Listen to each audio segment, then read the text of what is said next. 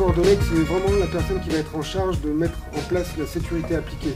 C'est-à-dire de s'assurer que les véhicules soient bien équipés, qu'il y ait des moyens de communication. Par exemple, dans les zones en guerre, dans les conflits, bien souvent on a des contacts avec les rebelles, avec les militaires, de s'assurer que quand on va faire un mouvement, on ait la green light des différents acteurs, et aussi qu'on ait les moyens, en cas d'attaque, de se protéger. C'est-à-dire des salles de sécurité dans les compounds, de la nourriture accessible, de l'eau, des moyens de communication. J'insiste là-dessus parce que c'est très important. Et c'est pas une mince affaire parce que quelquefois les choses arrivent plus vite que prévu. Ça nous est arrivé au Sud-Soudan en début janvier. On était dans un camp de déplacés. Et là, moi, j'étais le cordologue et j'étais en visite terrain. Donc, tous les combats se passaient de l'autre côté du Nil, donc a priori loin de chez nous. On entendait les bombes, on entendait les tirs, mais on ne se sentait pas du tout exposé.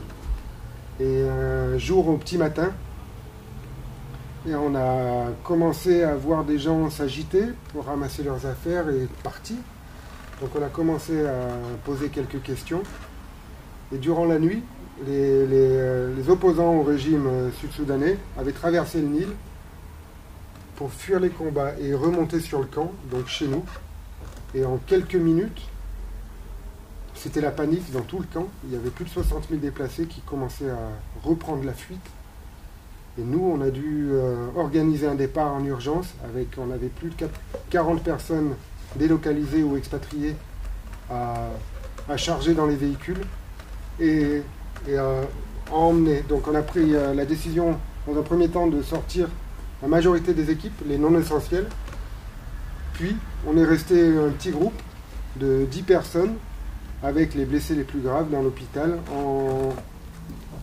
on appelle ça une équipe réduite et un petit peu en hibernation. C'est-à-dire, on attendait de voir ce qui se passe. Et au final, on a été attaqué par les militaires et non pas par les rebelles, qui sont venus nous demander des voitures et du matériel pour pouvoir aller faire la guerre.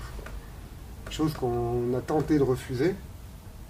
Et là, ils nous ont carrément braqués, piqué des roues, pas les voitures. Et finalement, dès qu'on a pu, on a rejoint l'équipe de non essentiels et on a abandonné le camp pour 3 jours. Et tout ça, il a fallu le faire vraiment à l'instinct, parce qu'il n'y avait rien de planifié dans tout ça. Pour nous, la règle numéro 1 sur le terrain, avec les expatriés, notamment dans les zones de conflit, c'est le suivi des mouvements. C'est-à-dire que chaque personne ou chaque véhicule va annoncer son mouvement au radio-opérateur, qui va pouvoir localiser et identifier, nous dire à tout moment où se trouve la personne, dans quel véhicule, sur quelle route, à quel niveau. Et ça, c'est l'une des règles les plus importantes pour nous, c'est d'être en mesure et capable de rassembler tous les expatriés le plus vite possible, pour les mettre à l'abri. Ouais. Après, il y a ce qu'on a comme autre règle de sécurité, bien souvent, c'est les couvre-feux. Dans certaines zones, on est autorisé à marcher le jour, mais pas la nuit. Ou sortir la nuit jusqu'à une certaine heure, et en voiture seulement, mais plus à pied. Et il y a beaucoup de règles comme ça qu'il faut définir selon le contexte, et ça peut changer.